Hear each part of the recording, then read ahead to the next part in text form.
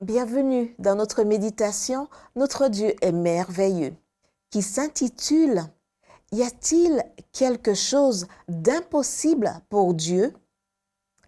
L'Éternel lui apparut au chêne de Mamré, tandis qu'il était assis à l'entrée de sa tente, pendant la chaleur du jour. Il leva les yeux et regarda.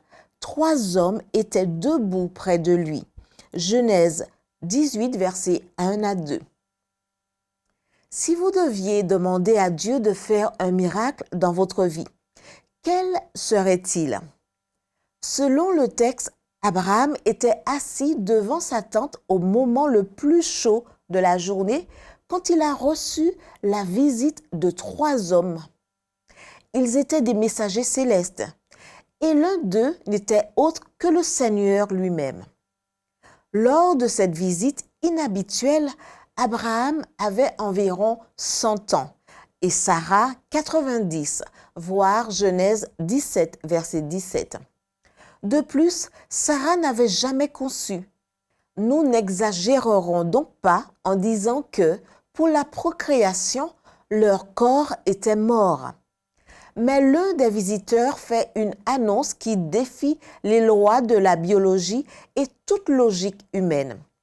Assurément, je reviendrai vers toi l'année prochaine.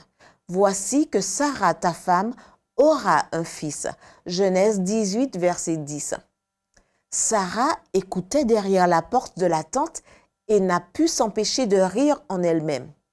Maintenant que je suis usée, aurais-je encore des désirs?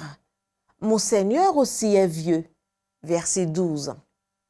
Alors le Seigneur dit à Abraham, Sarah a ri. Pourquoi donc? Pourquoi pense-t-elle? Vraiment, je suis trop vieille pour avoir des enfants. Est-ce qu'il y a quelque chose d'impossible pour le Seigneur? L'an prochain, quand je reviendrai chez toi, à cette même époque, Sarah aura un fils. Versets 13 à 14. Est-ce qu'il y a quelque chose d'impossible pour le Seigneur? Cette question est si pertinente aujourd'hui.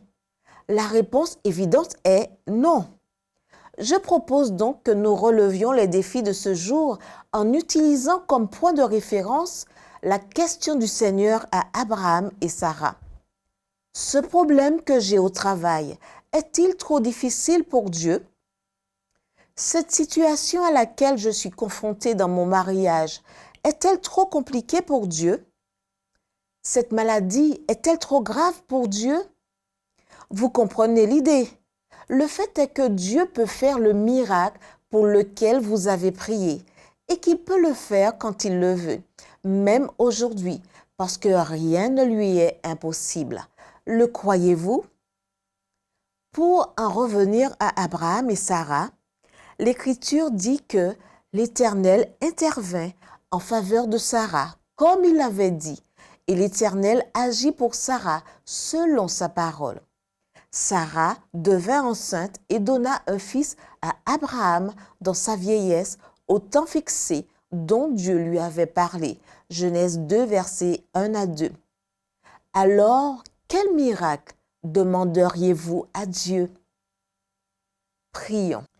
Dieu des merveilles, je te loue aujourd'hui, non seulement parce que tu es puissant, mais aussi parce que tu tiens fidèlement tes promesses.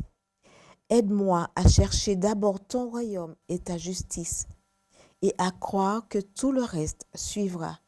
Au nom de Jésus. Amen.